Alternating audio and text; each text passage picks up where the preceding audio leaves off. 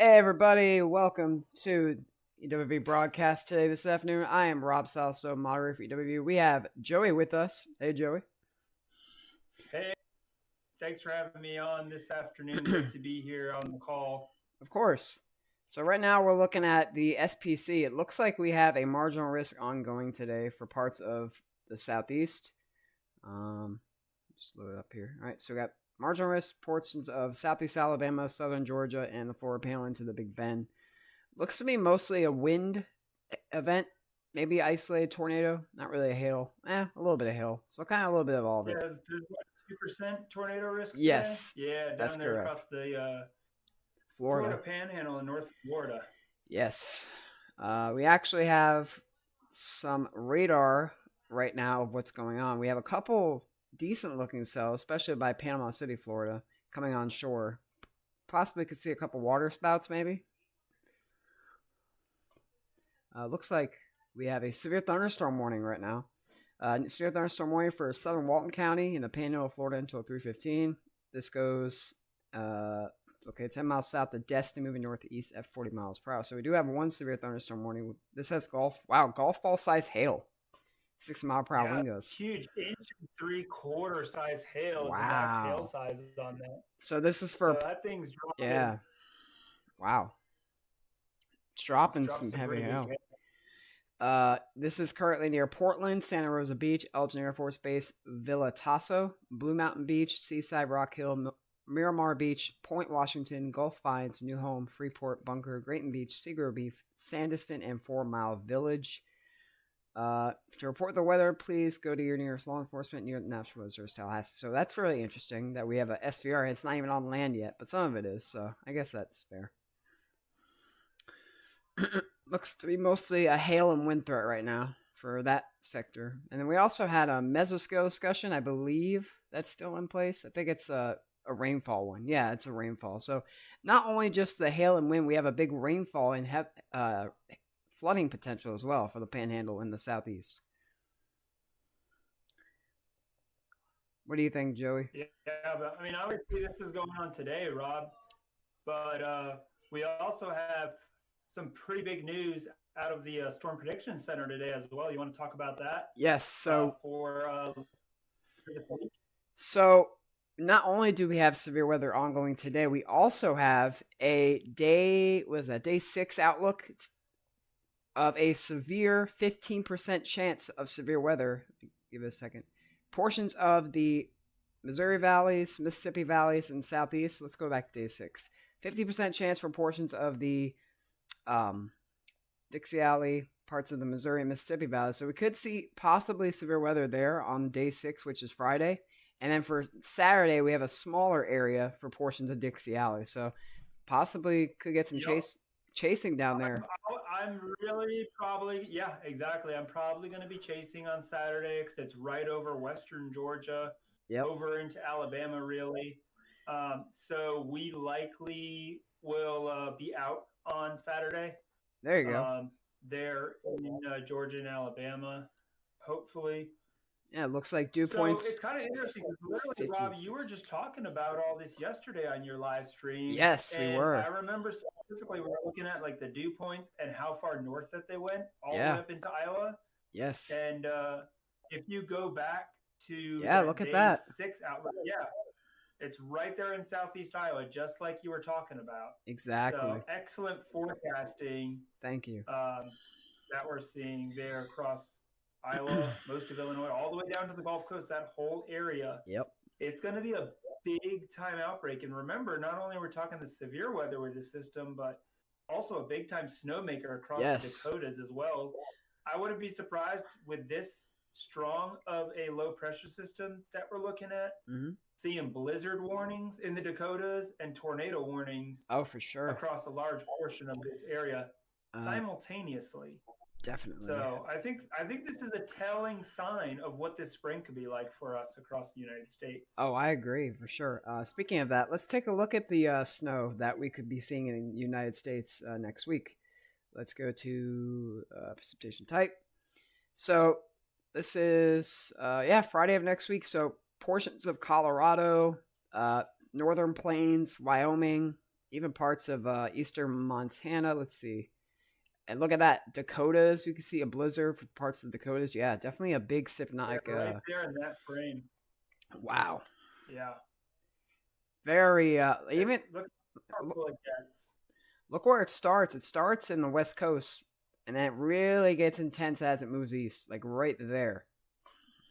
Yeah, that's just insane. Look at the isobars on that. Look how close they are and compact. That's how you know it's gonna be a very strong wind and snow event for the Dakotas.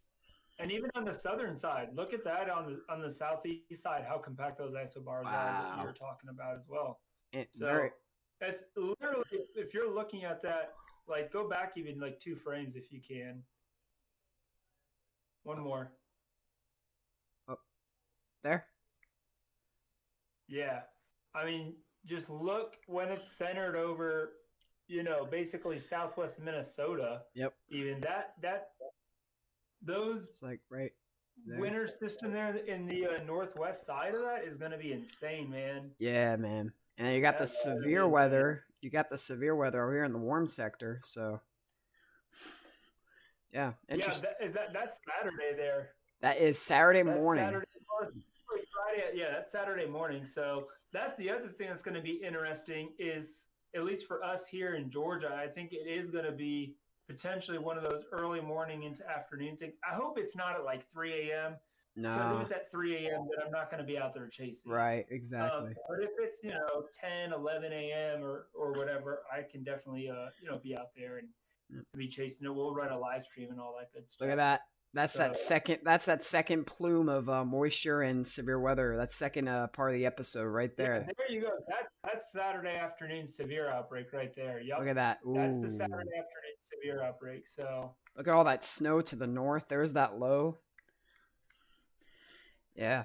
Yeah, even the lingering snow showers there across Michigan and Wisconsin. Yeah. On the backside of it. Like, definitely. This thing's going to be huge, Rob. And there's another system possibly even after that. Look at that. Yeah. So let's see what happens. Let's take a look at the wind speeds of this whole entire trough. I mean, it starts like right. Wait, is this it? Yeah, it starts right here. Yeah. You got that low right there. Look at that speed max there. Yeah, you got that big speed max right here where the jet's located. Yeah, that's 100 knot plus winds there. 100 knot plus. Wait, really? I mean, 100 wow. 127, 130. Wow. Yeah. That's a very strong. Be a ripper, man. That's a strong jet max. You got that negatively tilted trough that's stayed the same since the last broadcast. So, if it all comes in play, we could have a very severe weather and snow outbreak across central and eastern halves of the United States, especially southeast and the Midwest. Yeah, it's gonna be insane, man. Let's take a look at the moisture. Yeah, let's take a look at the moisture really fast. I'm curious to see what they're saying. Precipitation. No, I think it's surface. Yeah, 2 points. Okay. I mean, that's not too bad. That's Friday. Let's see when that trough. Oh, wow. Look at that. All the way up into Kentucky, 60s. Not too bad. And then, wow. Whoa, look at that. Another plume of moisture even afterwards. Very interesting. Yeah, that's that second wave. I think once we get into this week, it is going to go gangbusters. Yeah, really for the rest of that moisture reaches. Yeah, that back-to-back storm. Yeah, 60-degree dew points reach all the way into parts of Illinois, Western Kentucky, Boot Heel, Missouri. I mean, that's pretty north for this time of year. So, be interesting to see what happens, huh? Yeah. And you got that next moisture plume. Wow, look at that. That one goes all the way up into Indiana, Ohio. Yeah, so we'll just have to see what happens. You still there? Yep. Okay. Yeah, we'll have to see what happens. Like I said, the dry line is literally, like, you could see it. It's right there across, like, oh, what happened? Sorry about that. The dry line's right there. So, we'll have to see what happens. It's going to be interesting. That's for sure. All right. What else should we look at? I think we should also look at the temperatures, see where that warm sector is going to be once this moves in. And it looks like, wow, look at right there, 70s, mid to upper 70s in Iowa, Illinois, Missouri. You got higher 70s and 80s in the southeast. That's definitely a modest warmth before this all starts happening. Yeah. I mean, look how far north those temperatures get. Yeah. Look at that. Right there is where it peaks. I mean, 60s in Minnesota. I mean, that's like beautiful weather up there. Even me and Dan, he's a member of our team for those that are watching. He is also on our team, and he's up in Wisconsin. And we were talking last night about how he's expecting, 60s this weekend. And I'm like, yeah, it's all in association with that, with this severe weather system that we have coming in, and how far north all that moisture is being transported. So we were not seeing this a few days ago. A few days ago it was more south, but we're starting to see an uptick of that moisture return, getting more earlier and earlier before the trough comes in, and more intense as well. Yeah, it's definitely been trending up, Rob. You bring up a good point that really the last 2 to 3 model runs. I mean, I remember you were looking at the 12Z model run yesterday or the day before. Yesterday. Yeah. And then now today looking at this here, just 24 hours later. Yeah, I mean, it's just Storm Prediction Center picked up on that, and they're like, we've got to get an outlook out. Can we actually go back and kind of read through the discussion from the Storm Prediction Center? Yes, for the day. Yeah, this one, right? Yeah, let's go ahead and read through that if you can. A shortwave. Discuss that. Yeah, a shortwave upper trough is forecast to develop east of from the southern Rockies, northern Mexico, into the northern Mississippi, Tennessee Valley vicinity on Wednesday. Forecast sky and drilling keep a stronger mid-level jet streak over central southern Texas. We saw that into lower Mississippi Valley. Surface cyclogenesis is expected to remain modest, but some increase in southerly low-level flow across western Gulf with transport mid-50s to low 60 dew points into the Arklatex and Ozark Plateau region. Cooling off will support steepening mid-level lapse rates. Then this will contribute to modest elevated instability. Forecast soundings suggest boundary layer information will likely be subdued. Potential for surface-based convection. I kind of figured that. Nevertheless, some potential for isolated strong to severe storms capable of producing hail appears possible. Overall confidence in unconditional 15% probabilities is too low to delineate any severe area at this time. Wow. But some low-end probabilities may become necessary in subsequent outlooks. And that's for the Arklatex region. Yeah, that's on day 4, though. Let's go down to the next paragraph, day 6. Day 6. Here we go. You want to read this? I'll read the first paragraph. You can read the second. Yeah, sure. All right, cool. A powerful upper cyclone and attendant trough is expected to develop east of the plains toward the Mississippi Valley on Friday. An intense southwesterly jet, we saw that as well, is expected to be oriented from the southern plains to the mid-Mississippi Valley by Friday evening. Meanwhile, a rapidly intensifying surface cyclone will shift northeast from the central plains to upper Midwest vicinity through the period. Strong southerly low-level flow ahead of this low and attendant eastern advancing cold front will support rapid northwest transport of moisture. We saw that as well. While details regarding quality of northern moisture transport remain, this overall pattern will be very favorable for a regional severe weather episode from late Friday afternoon into day 6 Saturday morning. Yep. So, real quick before we continue on, for those that are watching, basically, I know sometimes when people read these SPC outlooks, there's a little bit of weather lingo in here that may not be super clear. You're like, what in the world is a southwesterly jet? Well, basically, that is what we were looking at earlier. The upper level wind at 500 millibars. You can think of the atmosphere as like a pancake, right? With different layers stacked on top of each other. So the 500 millibar layer, you're a couple miles up in the air at that point. Right. and we're talking winds over 100 knots. Now, why are things measured in knots? Well, that's because that's the way that the weather community, we use all of the metric units and stuff like that. So we don't use like miles per hour or feet, stuff like that. It's all like knots and meters. Yep. It uses a metric system. So basically, we're seeing extremely strong winds there, like we've talked about, like Rob talked about yesterday.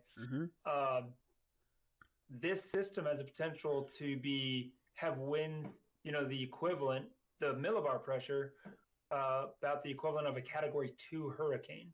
Yes. Right? So this is going to be very, very strong system, right? We were looking at those isobars earlier.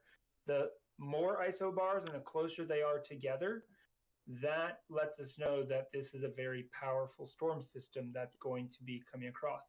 Yes. With that being said, toward the end of that paragraph, they talked about the southerly low-level flow ahead of this low pressure. That's all, what's going on just above our heads. Like if you're standing out in your backyard and you go, 1,000 or 2,000 feet up, that's that low-level flow. Right. It's that low-level jet, the 925 millibar range per se.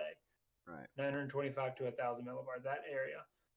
That is going to be transporting all that Gulf moisture northward, right? The question that they're saying in here is the quality of that moisture transport, is it going to be good quality moisture, right? Or is there going to be a little bit of mixing and some dry air mixing in there? Right.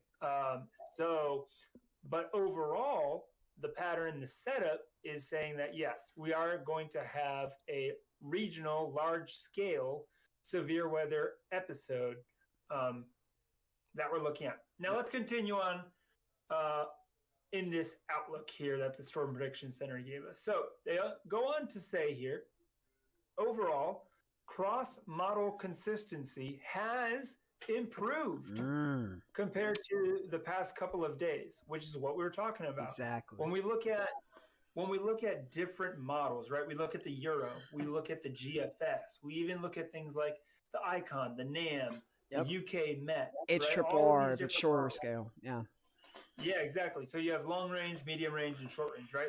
We want to see consistency from one run to the next, right? Because these models, they come out depends on the model. Some of them, they refresh every 3 hours. Some of them, it's every 8 hours or 12 hours. So we want to look for that consistency. So they're saying, yes, we are seeing that. We are seeing that this consistency trend in the models has improved compared to the last couple of days. And guidance generally appears to be converging on similar solutions, which again is a good point. When compared with the operational ECMWF, that's the European model, the operational GFS, which is the American model, remains a bit further north with the placement of the low-level and upper-level cyclones, right? So when we're looking at the 500 millibar low and the surface low, right? Where are those being placed? As well as the northward extent of better moisture return. So basically, they're saying there is still a little bit of difference between the Euro and the GFS as far as some of the setup goes, but overall, they're still very, very close. Right? However, the GEFS and the EPS, which are those same two models, but they're just ensemble runs. Yes, exactly. The ensemble means are quite similar. Well, this indicates there is still a moderate degree of spread in the north and east extent of severe potential. The envelope is narrowing, right? So that's basically saying we're seeing there's spread, and how far north, how far east does this severe weather system get? Well, we're starting to see that spread, that gap of some systems have it getting as far north as Iowa. Well, only some systems have it getting as far north as Western Kentucky, right? So that spread is narrowing, is what they're saying. Right. In a broad area, favorable for an all hazards severe episode, right? All hazards, tornadoes, wind, hail, flooding is expected on Friday.